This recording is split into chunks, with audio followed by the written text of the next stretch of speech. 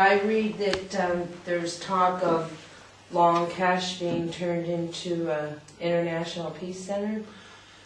Well, it's not fully decided what they're going to do with it yet. Republicans would have loved to have seen it being turned into a centre which would properly commemorate the hunger strikers and be part of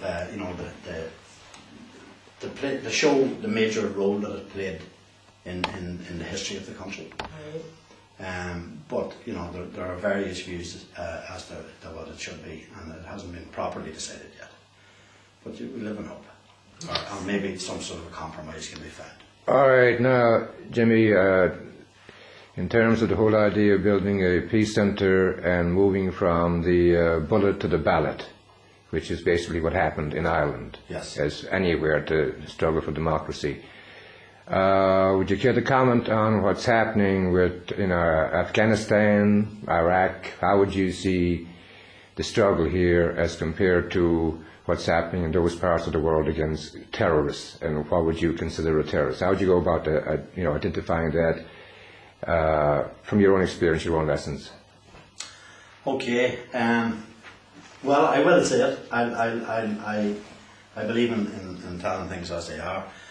I realise that in America, for instance, not everybody would have this opinion. But in my view, I fail to see how anybody who lives in their own country can be a terrorist against an occupying force.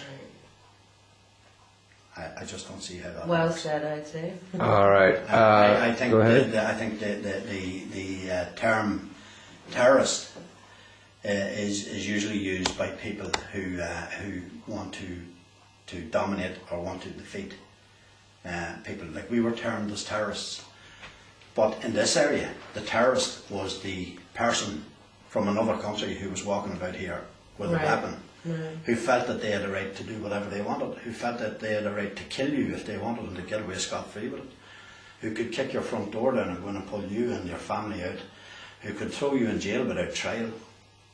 Now, to me, that's the terrorist. Now, the people who defend against that, who stand up for their own country and their own people, cannot, in my view, be described as terrorists.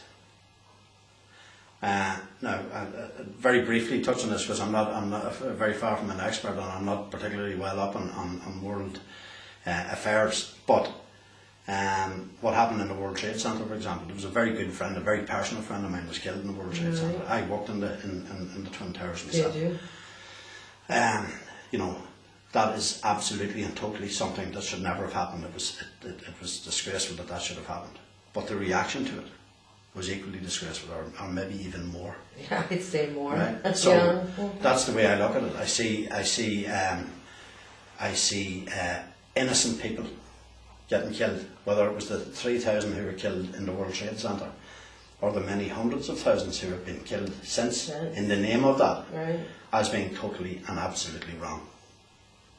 And so I would say anybody who defends the right of innocent people, I would have respect for them. I can understand absolutely and totally why anybody would feel the right to take up arms and defend their own country and their own people against an occupying force. I'm going to step in here for a minute myself. No, stay in here because we can see the three of us there now.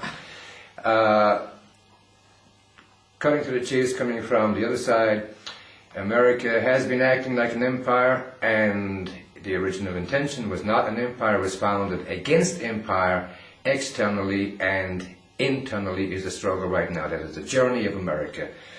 We're here in South Armagh with a shamrock, St. Patrick's territory, all right?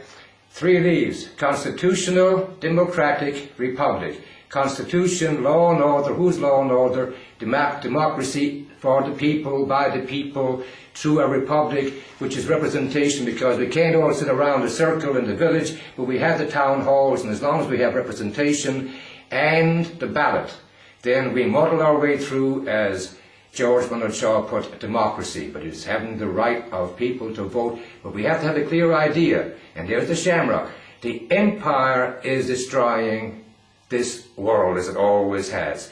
What is happening in Afghanistan, here's a story, oh my God, the corruption there in that place, the police, the tribalism that existed here, okay, that exists everywhere, and how one group, one tribe can oppress another, and then the struggle for equality, the level playing field, civil rights. Again, we always come back to this was a civil rights struggle here first and foremost, and still is, and being resolved that way in a political framework, neighbour with neighbour. That was the peace process. And we have the Good Samaritan story, which is regardless of class, colour, creed, gender, sexual orientation, who's your neighbour, the one who comes to your aid when you're hurting. And there's a crossing over, like the Palestinian who would help a Jew, a Protestant, a Catholic, Ireland, black, white, over in the States, and all of that.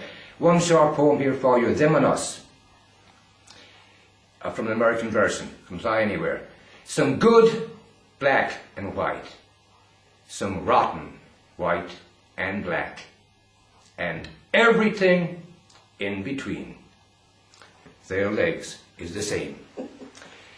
Bring in James Joyce, the social relations to the sexual relations, and again it's all a civil rights struggle, and it's an ongoing thing, and America and Ireland have their own connection, like all places, but we're talking our stories and how it applies to the whole human race. We go into the particularities, and then we bring it out into the generalities. So, thank you, Jimmy. That was a pure pleasure, and thank you for telling that story and for your role in it, okay? Thank you, bro. That's fine. So, Will I bring the luggage into the room then?